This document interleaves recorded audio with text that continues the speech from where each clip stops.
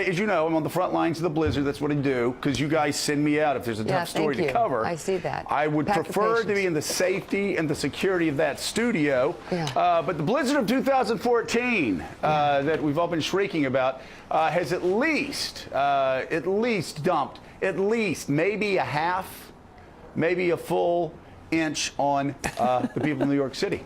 Let's see what Bill Karins has to say. Mika, what do you think? We'll do that. And Joe Scarborough, thank you for that report. You stay safe out there. Let's start with the Northeaster. That's combining just about every nasty part of winter into one giant storm. The latest blast of severe weather has shut down states in the south and is now taking aim at the north. Numerous states could see more than a foot of snow.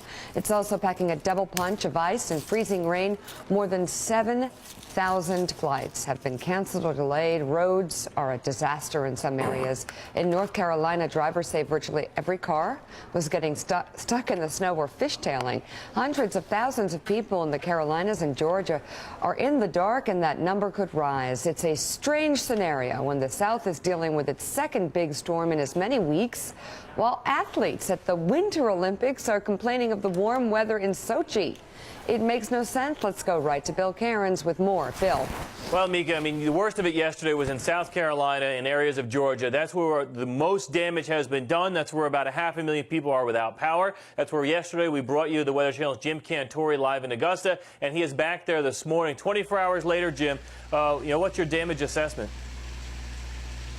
You know, I got to be honest with you, Bill. Even though meteorologically this is not Kentucky of 2009, what we're reading this morning in terms of interstates closed, in terms of almost all secondary roads closed, not so much because of the ice on them, but because there are so many trees and lines down. Of the 500,000 plus without power, almost 450,000 of them are right here in South Carolina and Georgia. So massive, massive ice. You can see it behind me here. We had a burst of moderate freezing rain with thunder and lightning last night, and I think that was pretty much the threshold that we needed to cross.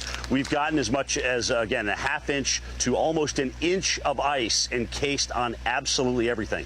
So now you've got people that are 20 hours without power. It is freezing. Unlike Kentucky or the Northeast, a lot of these homes don't have fireplaces, so there's no alternate way to heat your home at all. So people are actually trapped in their homes with temperatures that are dropping again in their homes into the 50s and possibly even lower here. This is going to get interesting as we go on through the day today. We're going to really see the full fruition of this ice storm. Fatalities again in South Carolina and Georgia as well as a result of the ice. Trees, massive trees falling through people's homes. This is, I don't think until we can get light on this, we're going to see the full fruition of this ice storm. But at first glance, it just reminds me a lot of Kentucky 2009.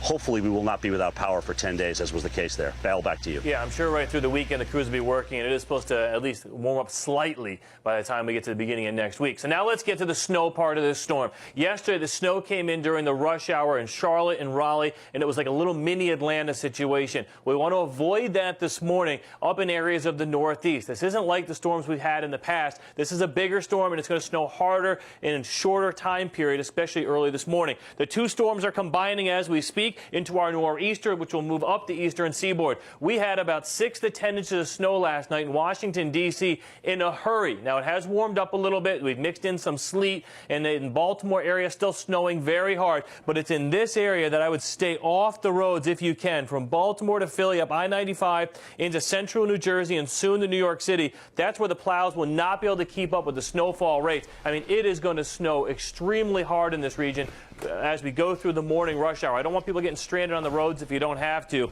As far as snow totals go, somewhere close to a foot. D.C., Philly, New York, Hartford, maybe 1.5 feet. Boston, more rain for you, so you're going to get less. So, Joe, as advertised, this is going to be the winter storm of the winter.